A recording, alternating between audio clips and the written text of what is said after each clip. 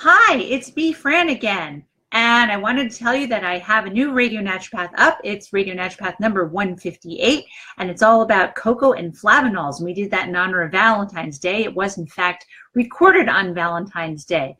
So flavanols are the best part of the chocolate. They have all the antioxidants, and they're the things that are going to reduce your cardiovascular disease and help you regulate your blood sugar. So they're really nice things, and they will help you with hypertension, help your heart to function more with more strength, and also if you have enough cocoa, especially raw organic cocoa or high quality cocoa, you can improve your exercise performance. There was actually a study that was done that showed that in men anyway, the study was done on a bunch of guys, if they ate around 1.4 ounces of at least 70% cocoa per day, they had better exercise performance. They measured them on bicycles on a time trial. So it's very funny. When I did the Radio Naturopath, I said to Ron, so this is a study where you get to eat chocolate every day and you get to ride your bike. And he said, when do I start? It was very funny.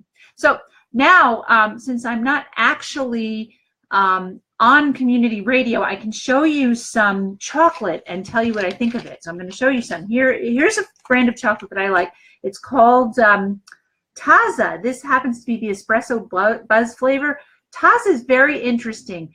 It's not for everybody. I happen to love it, but it's a little odd because when you put it in your mouth, it has a very grainy feel to it. The neat thing about Taza is they do have a bunch of flavors that are at least 70% cocoa, and it's really high quality cocoa. This happens to be the espresso buzz, so it has some coffee in it.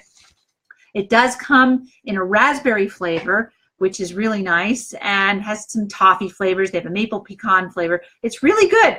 So you have to like that grainy taste, and you have to like that really bold chocolatey flavor. Here's another one that's very interesting. This is Lily's. So the neat thing about Lily's is it's sweetened with stevia. So you'd be surprised. It is pretty good. I mean, it's not sweetened with sugar, so it doesn't taste like it is. But this is their blood orange flavor, and they have a couple of salty flavors, like just salted dark chocolate. They have salted almond. I find them very good. And of course, they are lower in calories per square because they are in fact sweetened with stevia. So if you want to save some calories and save some carbs on sugar, Lily's, you can try Lily's. All right, and this is a good basic fair trade chocolate. This is Endangered Species. We've got here caramel with spiced apple. Now, mind you, this particular flavor, as you can see, it's only 60% cocoa. So it's not going to give you that 70% cocoa flavanol situation. But it is 60%. It is pretty good. This is a fair trade brand. And they get their cocoa from, from cooperatives, various places in the world, and I really like them. And they feature information on the wrappers about wildlife. So that's kind of interesting too. They do have numerous flavors that do have at least 70% dark chocolate, and they're nice too. One that I don't have in my hand right now is Equal Exchange. Actually, I can probably get you. Here we go.